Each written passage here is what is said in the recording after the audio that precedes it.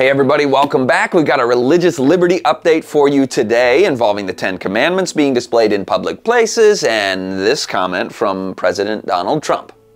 We must make America pray again. Now we'll get back to Donald Trump in just a minute, but first, the 10 Commandments, the big controversies over them being displayed in public places. I like this opportunity to talk about the 10 Commandments with people. Hey, let's look at those first 4 and those last 6. They're 2 different kinds of commandments, aren't they? As you read through, you see, have no other gods before me, have no idols, don't misuse his name, and remember the 7th-day Sabbath to keep it holy by refraining from labor, for that's the day God made holy in Eden. That one has the most words to it in the 10 Commandments. Those 4 are about our worship of God. The last 6 commandments are about regulating our relations with our fellow man. Jesus put it this way: there are 2 great commandments. Love the Lord your God with all your heart, soul, mind, and strength, and love your neighbor as yourself. And upon these 2 depend all the commandments.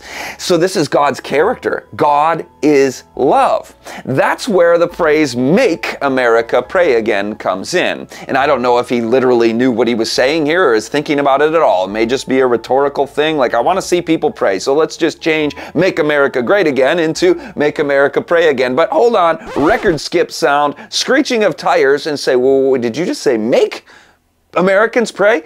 If people take that literally and seriously, I don't know anybody actually that does and would want to enforce the first 4 commandments of the 10, where it's about our worship of God. Who wants to make other people rest on Saturday? That's a free choice if you want to observe the 7th-day Sabbath, the biblical Sabbath, or any Sabbath that might be the wrong one. You have the free choice to do that. No law should prohibit it or enforce it. We'll get to that in just a minute in the First Amendment to the U.S. Constitution.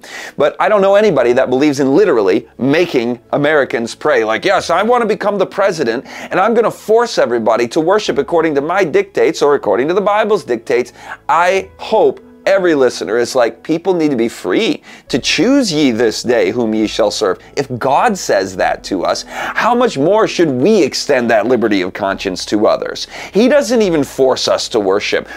God forbid that we would try to force other people according to our religious standards that we know to even be biblical. We need to persuade. We need to preach the gospel, serve. Those are the methods of the Christian church, not force. Romans 12 includes love your enemy even. Romans 13 is the contrast, and it is the bearing of the sword to minister vengeance upon the wrongdoer. So the state does have proper regulatory authority over those latter commandments that regulate our relations with our fellow man, so that people aren't murdering and stealing, and you have marriage contracts enforced, and so on and so forth. Really, if you think about it, there is no such thing as forced worship, because it's like forced love. It just can't be forced. Worship has to be chosen. And Revelation 13 actually points to a scenario in the last days, the final scenario, that is the deception and persecution with the mark of the beast and the death decree and no buy, no sell. All of that is surrounding, in the context of the whole chapter, forced worship, counterfeit worship involving the first 4 commandments. So where potentially both wings of the political spectrum can go wrong is one side doesn't follow the establishment clause of the First Amendment. The other side doesn't follow the free exercise clause of the First Amendment. Okay, what are you saying, Brother Ritsema?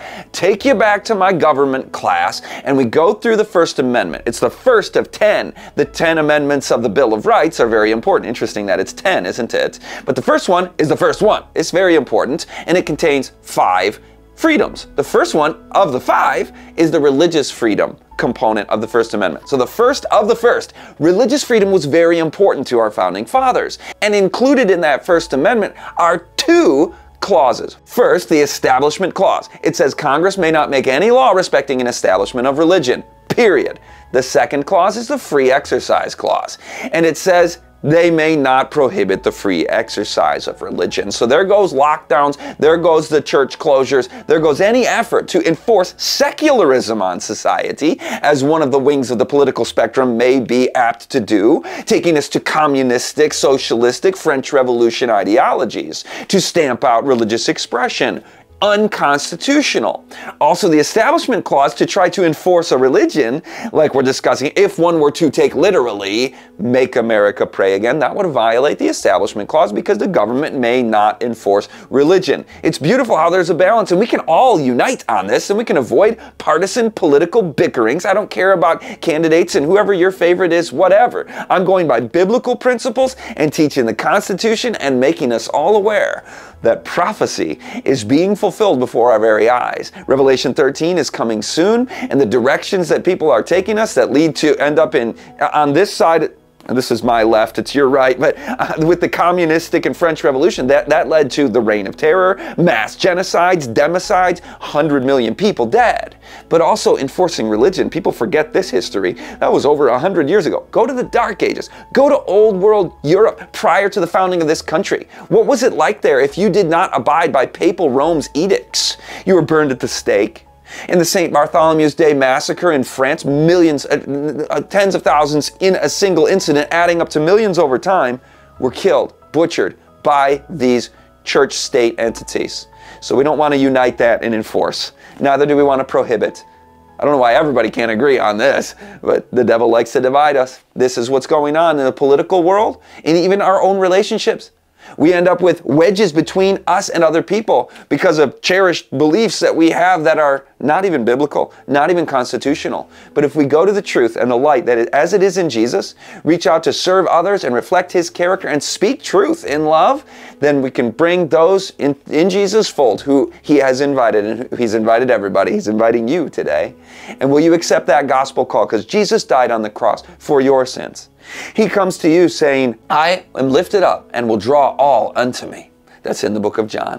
Now, I'm a part of a movement of Christians that dates back to the apostolic times. I hope you are too.